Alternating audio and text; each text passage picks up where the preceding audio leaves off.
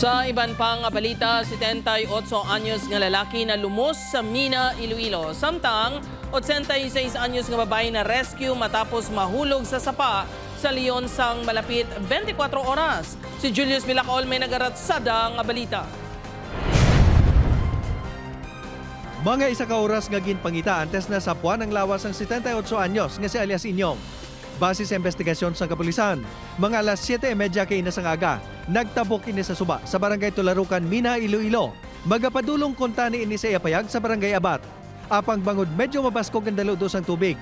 Ginapatihan nga nadulaan ini sang balanse. Mga alas 8:40 nakitaan nga nasampay ang lawas ini, mga 10 metros ang distansya kung sa diin ini nalumos. Gindala pa ini sa ospital apang gindeklarar nga dead on arrival. Ang sitwasyon kasi out of balance siya sa tumba.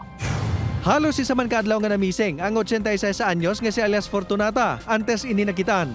Base sa impormasyon nga ginpalabot sa LDRRMO Leon, mga alas 10 Miyerkules ang aga sa nagbiya ini sa Ilabalay sa barangay Talakuan, Leon, Iloilo. May dala kuno ini nga binangon para magpangahoy. Apang wala na makapauli, gani gin-report sang ihimata sa barangay.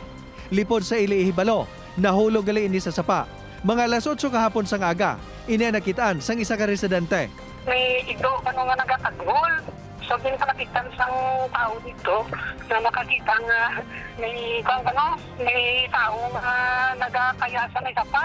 Sa pihag sang natabo, nagpabili naman ang pangalibutan sang tigulang. Kag maswerte nga wala ini sang kasamaran. Apisar na ginulan, wala man ini nalabot sang tubig. Gilayon ini nga gindala sa ospital para maobserbahan.